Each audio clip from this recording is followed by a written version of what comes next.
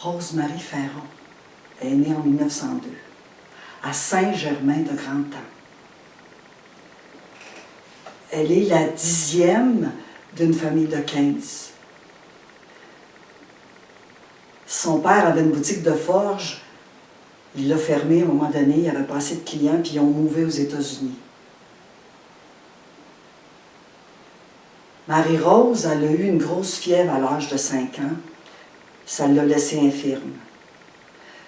Mais un jour, elle est allée à l'église avec ses parents, puis elle a plongé sa main dans le bénitier. Elle a été guérie miraculeusement. Mais quelques temps plus tard, elle a eu une rechute. Puis elle est restée infirme, alitée, tout le reste de sa vie.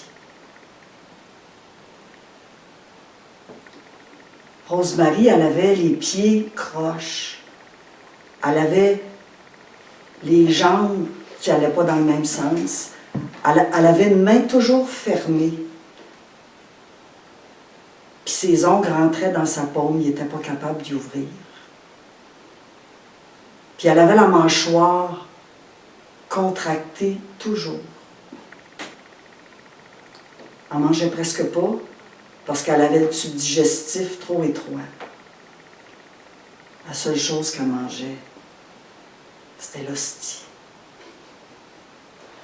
Quand le prêtre venait à la maison pour lui donner la communion, il fallait qu'il prenne une croix, la croix qui était à côté de son lit pour y ouvrir la bouche. Il mettait l'hostie, puis il se dépêchait d'enlever la croix parce que les dents claquaient. Puis là, dès qu'elle avait reçu l'hostie, elle partait en extase pendant des jours et des jours. Puis elle parlait. Elle parlait de son Jésus. Fait qu'elle a décidé de consacrer sa vie à son Jésus. Puis à partir de ce jour-là, elle parlait.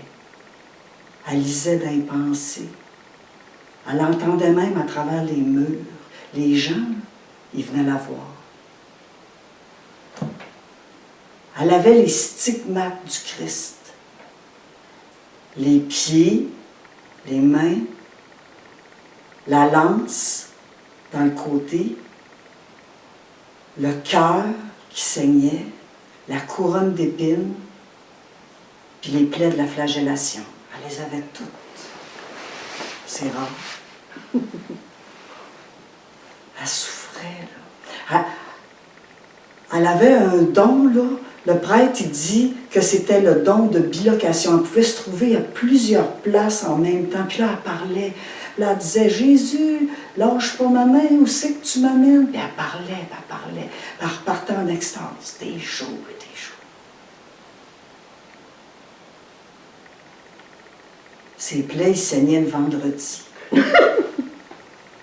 Puis là, les gens, ils venaient la voir. Madame Ferron, elle faisait rentrer le monde, mais ça saignait tellement que les gens, quand ils voyaient ça, ils s'évanouissaient. Ça fait que Marie-Rose, elle a demandé à son Jésus, « S'il te plaît, fais-les pas saigner mes plaies pour ne pas faire peur au monde, mais garde-moi juste toutes les souffrances par en dedans. » Son Jésus l'a exaucé. Puis sa main, là, sa main gauche était toute fermée, puis toute desséchée. Puis il y avait comme un liquide qui sortait de sa main. C'était un parfum miraculeux. Quand les gens rentraient dans la chambre, ils disaient que ça sentait bon.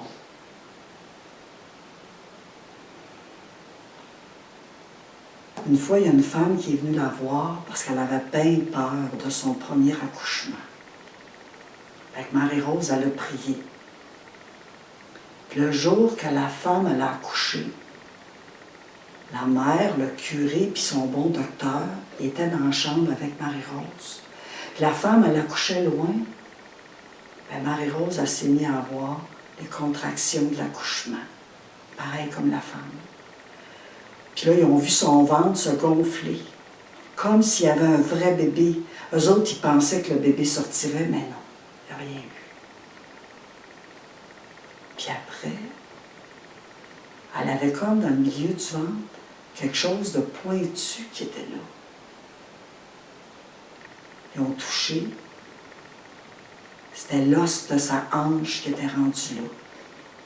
Elle était toute déboîtée.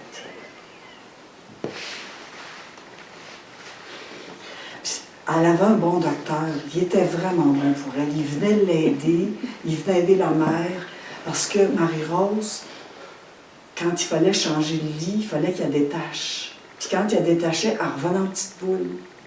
Donc là, il changeait le lit. Puis quand il la remettait dans le lit, il fallait qu'il se mette à plusieurs pour la dérouler puis la rattacher dans son lit. Puis elle avait mal. Elle souffrait pour son Jésus. Son bon docteur, vu qu'elle ne pouvait pas manger beaucoup, il avait fait un genre de dentier parce qu'elle n'avait plus de dents tellement que ses dents étaient serrées. Puis c'était des dents mobiles, fait que ça lui permettait de manger un petit peu.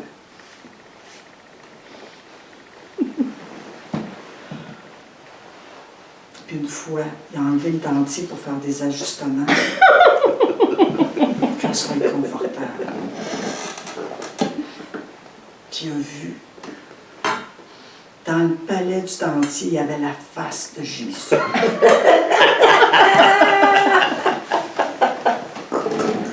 C'était comme une relique. Il l'a remis, puis quelques temps plus tard, il fallait qu'il l'enlève pour encore faire des ajustements. Bien, la face de Jésus est encore. Donc, il a demandé à Marie-Rose, il a dit, quand tu vas mourir, est-ce que tu me permets de garder le dentier comme une relique sainte? Elle a dit oui.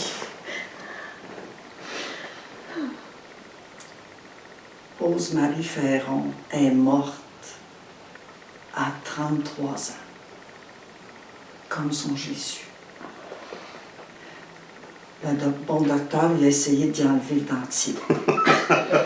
C'était tellement serré, puis sa mère, elle ne voulait pas qu'il coupe rien pour une petite graine de son corps. Marie-Rose Ferron est morte, martyre et mystique.